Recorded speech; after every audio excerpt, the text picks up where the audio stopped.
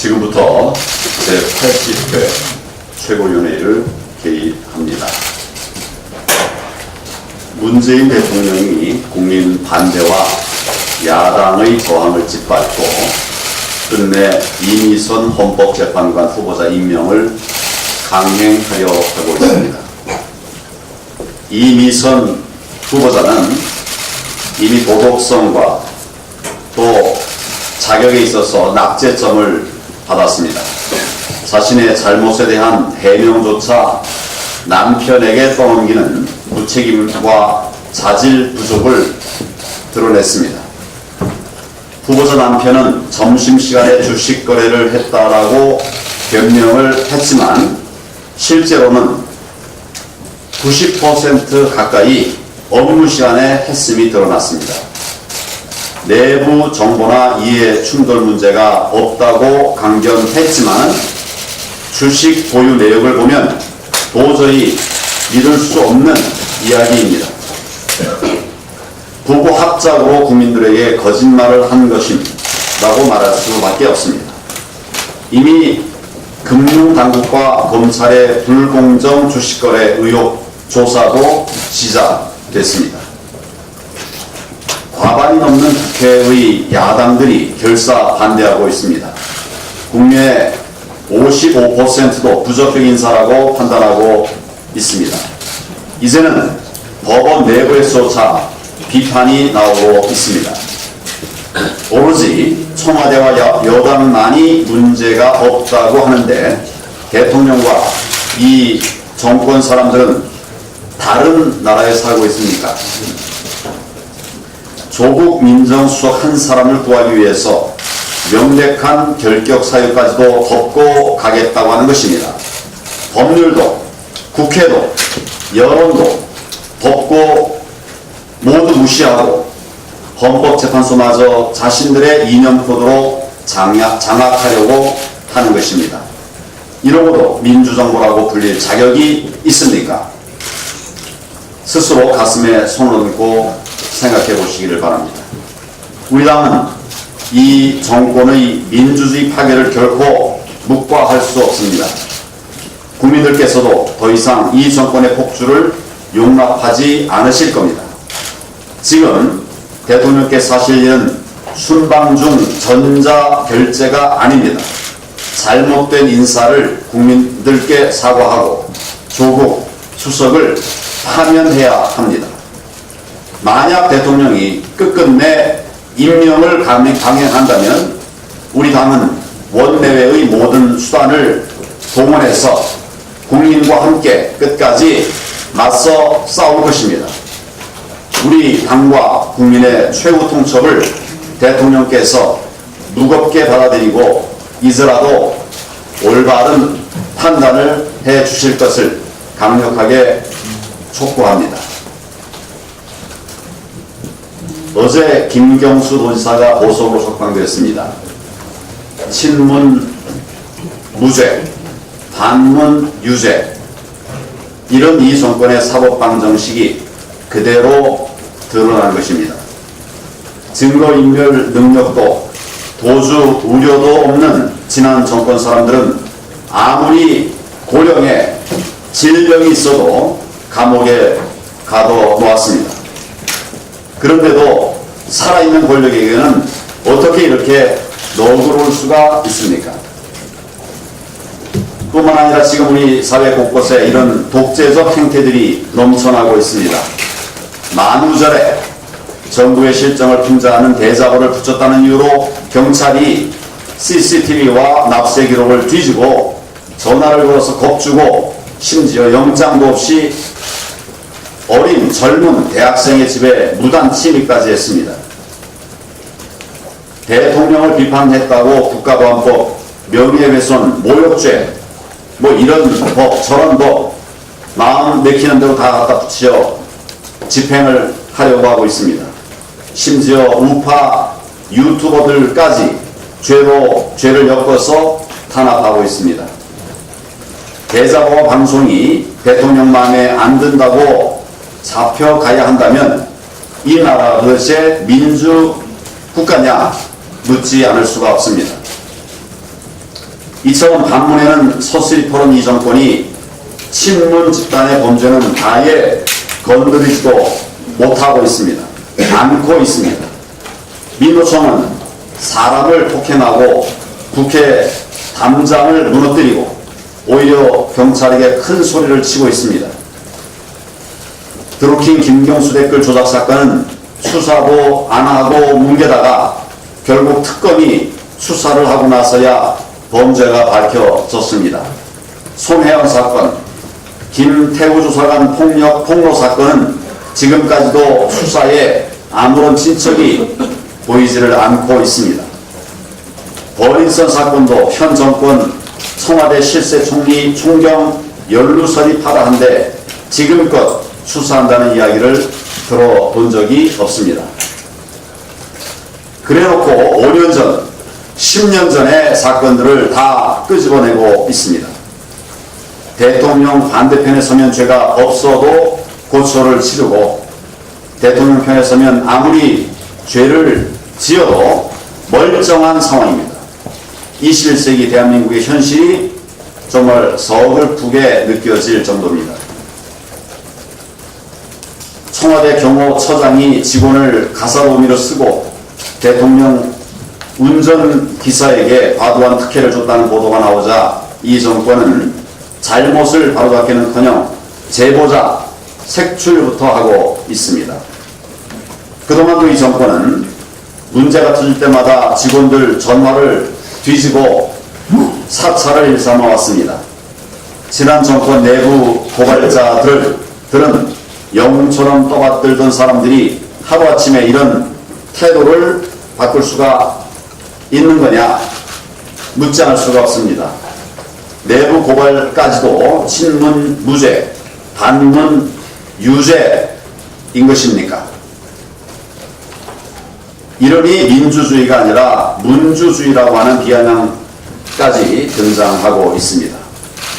정권의 무리에 맞서다가 억울한 일을 당하는 국민들이 없도록 이분들을 지켜내는 것도 우리 당의 중차대한 책무입니다. 대자보 대학생, 우파 유튜버 등 정권의 부당한 수사로 피해를 보는 분들이 있다면 제보도 받고 또 세심하게 조사해서 우리 당 차원에서 보호 등 필요한 조치를 취해 주시기를 바랍니다. 청와대와 여당의 일방적이고 강압적인 국정 운영이 도를 넘고 있습니다. 야당 무시의 행태가 극에 달하고 있습니다. 이미선 헌법재판관 후보자를 이에 임명을 강행하겠다고 합니다. 도대체 청와대는 국민의 목소리에 또 야당의 목소리에 귀를 열고 있는 것인지 듣고나 있는 것인지 묻고 싶습니다. 또 여당은 지금 정부와 함께 총선용 추경을 하겠다고 합니다. 재해 추경과 그리고 총선용 추경을 분리해달라는 야당의 요구를 정쟁이라고 또 폄훼하고 있습니다. 민심을 위한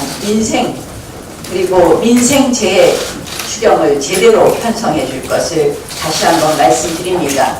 저희가 거부하는 것은 총선용 추경입니다. 또한 오늘 바른미래당에서 이 선거제와 공수처 패스트트랙을 다시 한번 논의한다고 합니다. 결국 민주당과 야합한 일부 바른미래당 세력이 이러한 부분을 계속해서 추진한다면 저희로서는 이러한 국회에 있어서 더 이상 국정에 협조할 수 없음을 분명히 말씀드립니다. 이 여당의 일방적이고 그리고 야당을 무시하는 이러한 국정 운영과 국회 운영에 대해서는 저희도 국회의 파탄의 길로 이를 수밖에 없고 그 파탄의 책임은 여당에게 있다는 점을 다시 한번 말씀드립니다. 여당의 지금의 모습을 보면 오만의 도가 넘고 있습니다. 어제 이해찬 당대표는 240석 운운하는 것뿐만 아니라 17개 시도를 함께 돌면서 예산 개정 이 TF를 한다고 하면서 총선용 예산을 편성하고 있습니다. 한마디로 국민 호주머니를 ATM기로 생각하는 것 아닌가 이런 생각입니다. 다시 한번 말씀드립니다.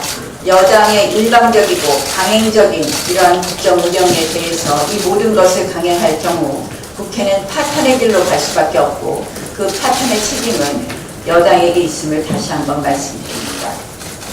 어제 김경수 지사 보석이 허가되었습니다. 결국 문재인 정부와 더불어민주당의 김경수 부학이 올인과 사법부 압박이 제대로 통한 것으로 보입니다.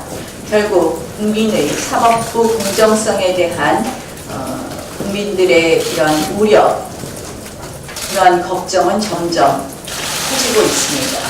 김경수 지사를 보석한 것은 법률적으로 보아서도 굉장히 납득하기 어려운 부분이 있습니다.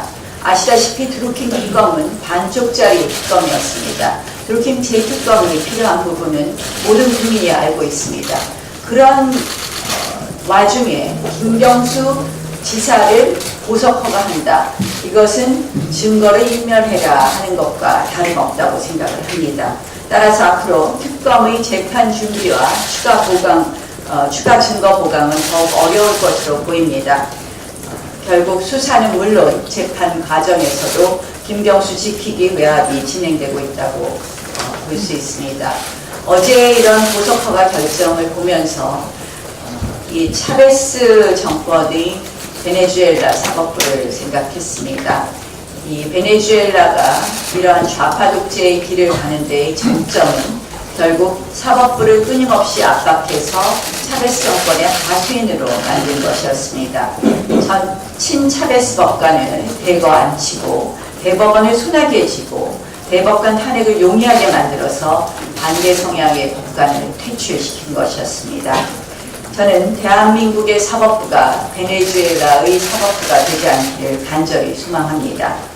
권력과 외압에 휘둘리는 그러한 사법부를 국민들이 생각하지 않기를 바랍니다.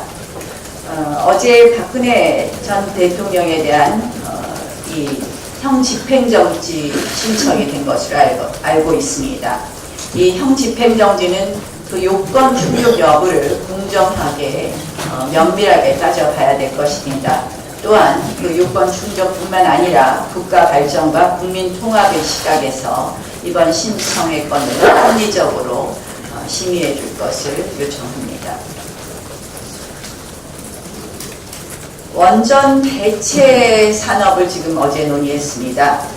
문재인 정부의 탈원전이 가져온 부작용이 매우 심각합니다. 탈원전은 말 그대로 국가 경제를 병들게 하는 바이러스입니다. 이 바이러스의 백신은 탈원전 포기일 것입니다. 그런데 어저께 갑자기 튀어나온 것이 홍남기 경제부총리가 원전 해체 산업 육성론을 이야기했습니다. 기본적으로 시장 전망 자체도 불확실하고 원전 해체 산업이 결국 원전 산업과 비교했을 때 산업 규모도 비교할 수가 없습니다. 결국 이 원전 해체 산업에 뛰어들겠다고 하는 것은 손에 스마트폰 들고서 공중전화 찾으러 다니는 꼴 아닌가 이런 생각을 합니다. 원전 해체를 논하기 전에 탈원전 해체를 논하십시오. 탈원전이야말로 경제 해체, 산업 해체에 뛰어드는 것입니다.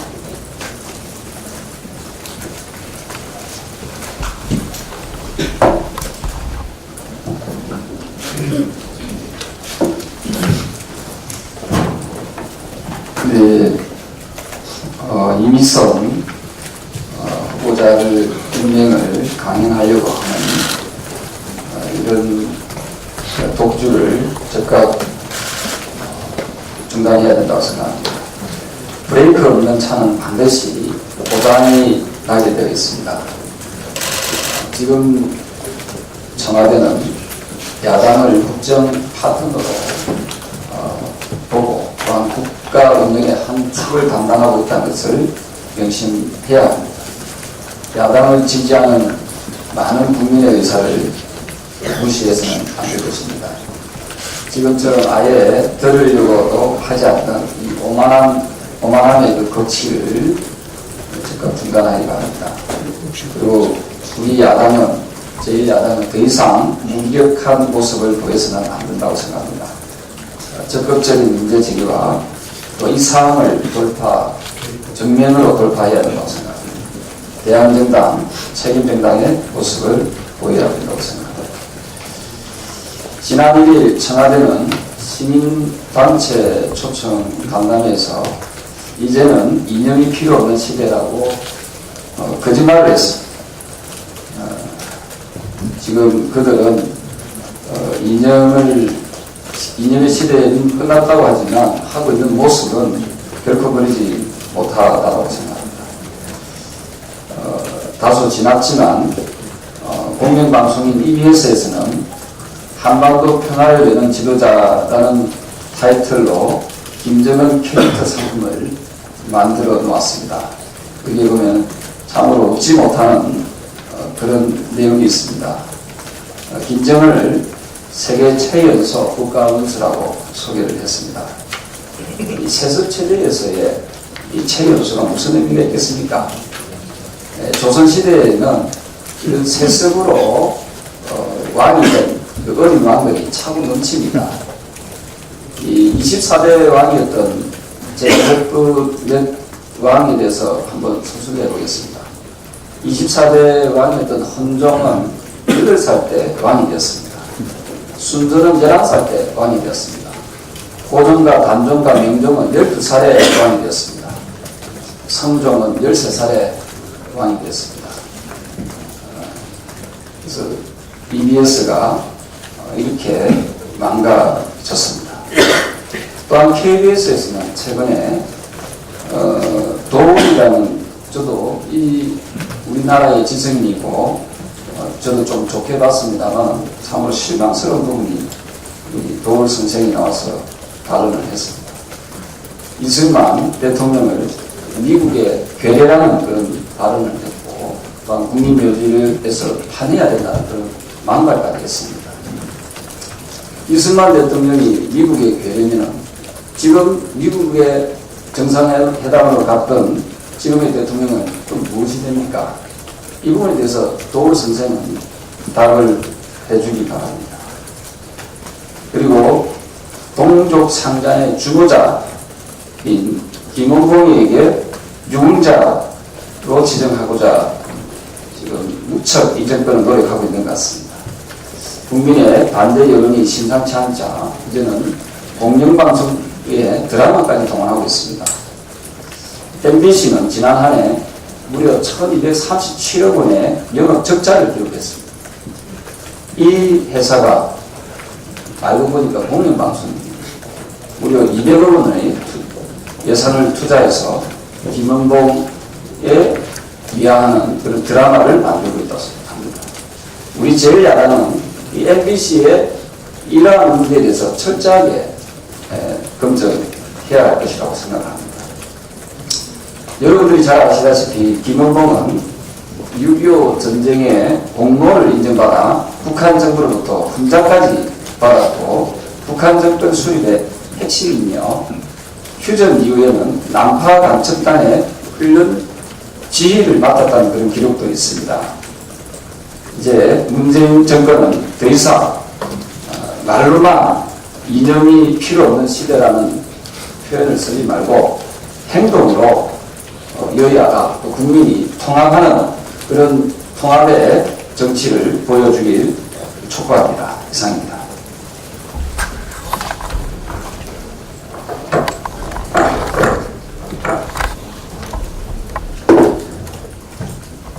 피고인 김경수 항소심 재판장에게 묻겠습니다. 김경수 보석 석방해준 진짜 이유가 무엇인가요? 김경수를 구속한 성창호 판사처럼 문재인 검찰에서 수사받고 피고인으로 재판받을 것이 두려워서인가요? 아니면 김경수 출근해서 점심에 킹크랩으로 식사하라고 구속해준 겁니까?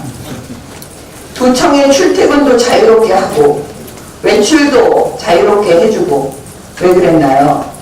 이명박 전 대통령처럼 조건 달아서 외출 못하게 해야 하는 것 아닙니까? 아, 필요적 보석이라고요? 그래도 재판장 마음대로 조건 달 수 있다는 거 우리 법조인들은 다 알고 있습니다. 이명박 전 대통령에 대한 보석은 듣지도 보지도 못한 조건을 걸고 석방 아닌 석방을 하였습니다. 가택연금 수준입니다. 이런 보석이 대한민국 법에 있습니까? 재판장의 재량이라고요? 뭐 이런 재량이 다 있습니까? 판사가 엿장수 마음대로 하게 되면 앞으로 재판하실 수 있겠습니까? 성창호 판사처럼 수사받고 피고인으로 법정에 서게 되는 것이 두려워서인가요? 이제 판사들은 재판하면서 당사자에게나 피고인에게 훈계하지 마십시오. 누가 누구를 훈계합니까?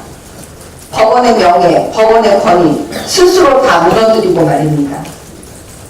김경수 석방의 날 4월 17일 우리 기억해야 합니다. 법원 치욕의 날로 역사에 기록될 것입니다. 이상입니다.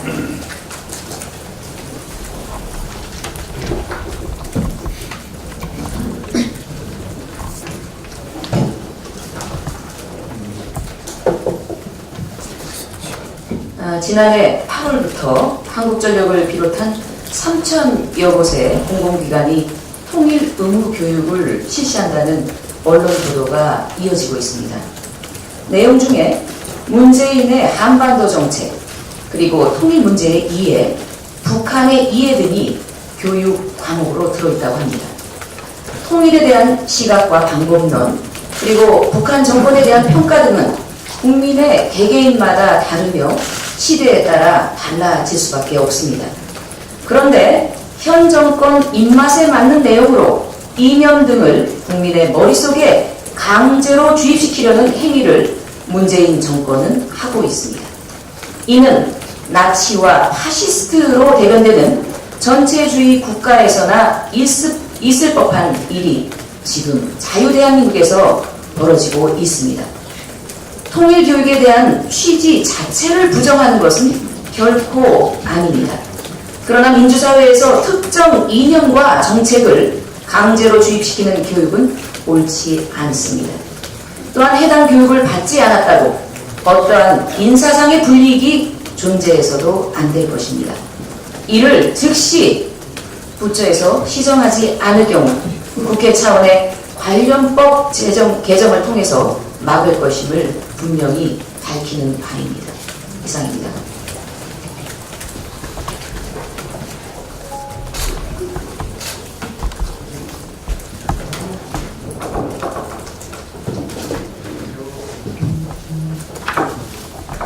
추경에 대한 생각을 말씀드리겠습니다. 국가재정법은 재정지출 촉진법이 아닙니다. 버는 수입은 빚부터 먼저 갚고 국민의 혈세를 내 돈처럼 아껴 쓰는 나라 살림을 통해서 미래 세대의 빚 대신 희망을 물려주고자 하는 부모 세대들의 의무와 책임을 담은 건전재정법입니다. 2007년도에 이법 제정 당시에 한나라당의 당론으로 대표 발의했던 법안의 제목도 국가건전재정법이었습니다. 현재 국가재정법도 1조에서 건전재정의 기틀을 확립한다, 이렇게 시작을 하고 있습니다. 매년 국가채무관리계획을 세워야 하고 국가가 빚을 질 때는 미리 국회에 동의를 받도록 해놓고 있습니다. 지출 또는 조세 감면이 수반되는 법안을 제출할 때에는 재원 조달 방안도 함께 제출하도록 해놓고 있습니다.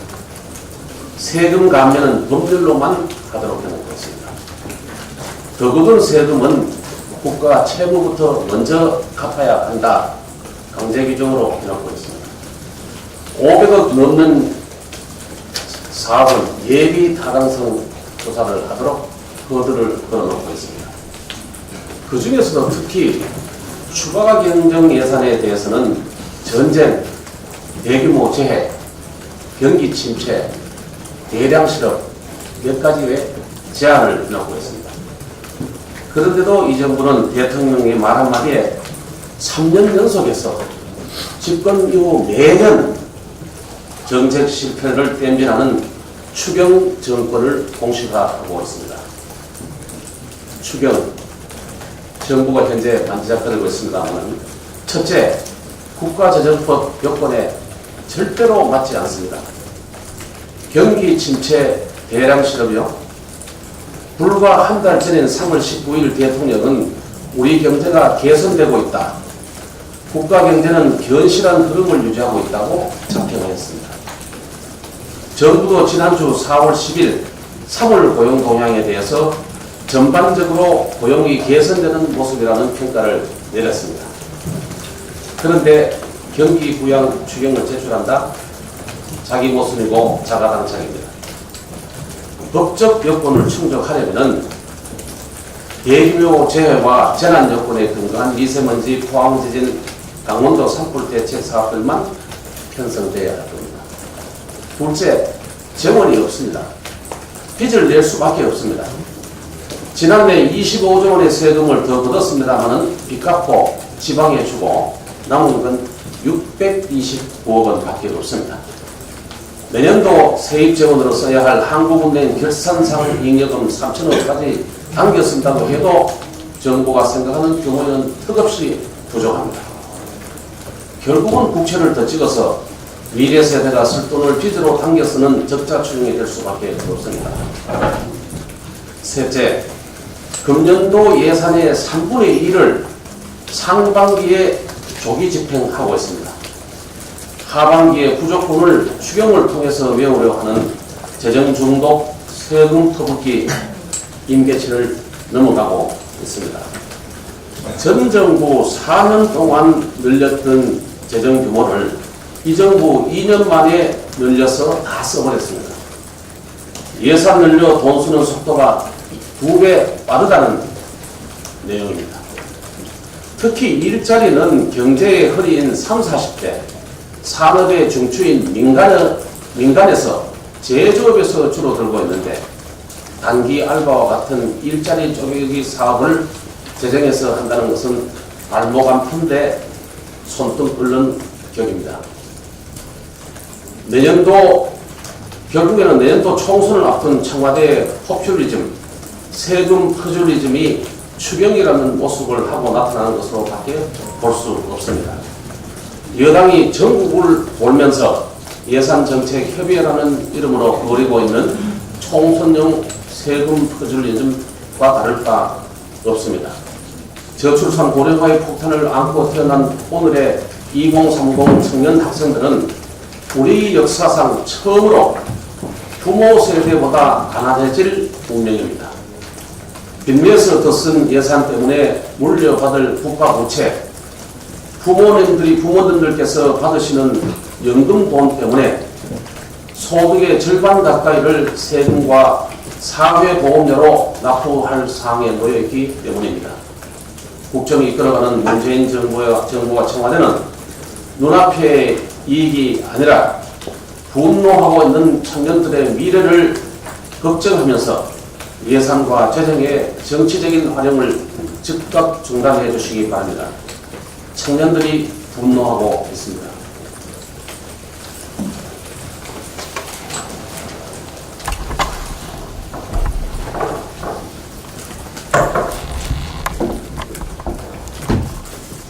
정부와 여당에 호소합니다. 청년기본법 통과를 위한 초당적인 협력을 부탁드립니다.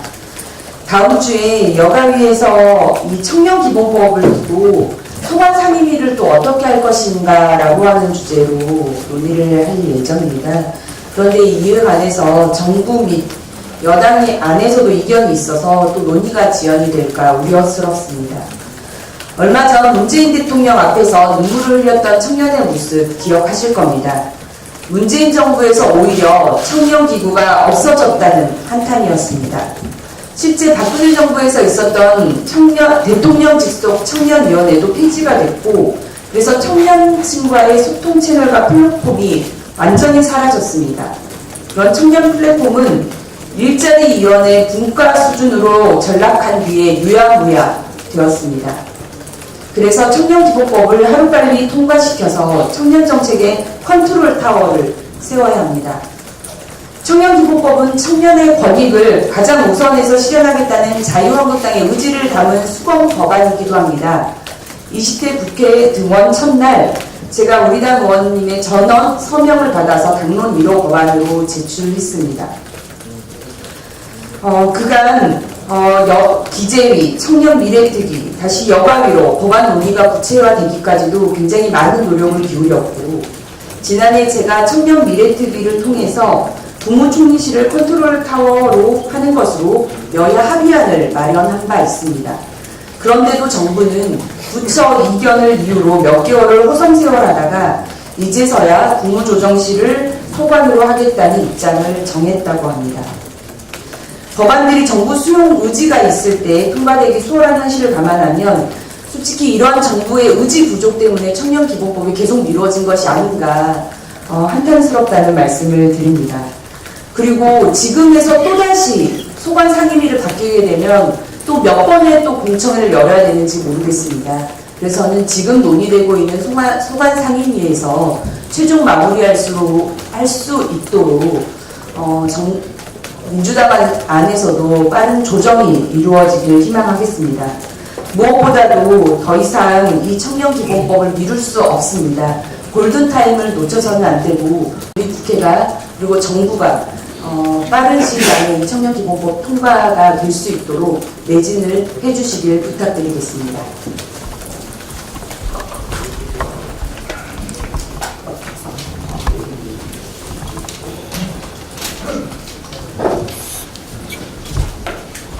네, 문재인 정권은 말 그대로 토점이 무엇인지를 제대로 보여주고 있습니다. 정말 민생 경제가 지금 타탄인데도 불구하고 걱정하는 신용조차 하지 않으면서 한 번도 경험하지 못하는 정말 막가는 정권의 모습을 보이고 있습니다. 집권당의 대표라고 하는 사람은 민생 걱정하는 얘기 한 번도 하지 않고 오로지 총선 얘기만, 입만 열면 총선 얘기하면서 260석만 하고 있습니다. 그런데 그 총선 전략이 뭔가를 들여다보면 두 가지입니다. 하나는 갈라치기로 국민을 분열시키고 국민들끼리 서로 대립하게 하는 것. 그리고 두 번째는 현금 살포 이겁니다. 지난 2월부터 전국을 돌면서 소위 예산 투어라는 것을 했는데 언론에서 분석한 결과를 보니까 이렇게 선심으로 남발한 예산이 하겠다고 한 예산이 무려 134조 원이라고 합니다.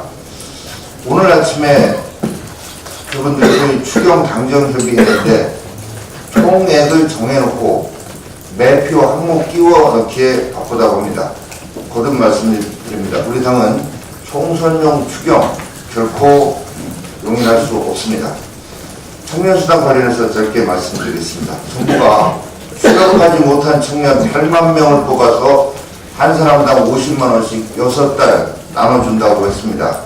1차로 5만 명 가까운 청년들이 신청을 했는데 1만 명 조금 넘는 인원이 당첨이 됐습니다. 일자리에 목말라하는 청년들이 현금 300만 원 받기 위해서 줄을 서는 모습이 사회주의 국가에서 식량 배급받기 위해서 줄 서는 모습을 떠올리게 합니다. 우리 청년들을 참으로 비참하게 만들고 있습니다. 탈락자들은 SNS를 통해서 같은 취준생인데 누구는 주고 누구는 왜 안 주냐라는 불만을 쏟아내고 있습니다. 이번에 탈락한 인원만 3만 6천 명에 달하는데 앞으로 점점 더 늘어날 것입니다. 선정 기준을 두고도 부직하지 않고 오래 놀수록 우대해 주는 게 이게 말이 되냐? 이런 말이 나오고 청년들이 분노하고 있습니다. 이 정권은 청년들에게 푼돈 몇 푼 쥐어주면서 줄 서라고 하고 있지만 청년들이 진정 원하는 것은 6개월 동안 300만 원 받는 것이 아니라 어떤 일자리를 원하고 있고, 그런 일자리를 만드는 것은 민주노총이 아니라 기업임을 명심해야 합니다. 예, 그럼 지금부터 회의를 비공개로 진행하도록 하겠습니다. 네, 비공개에서는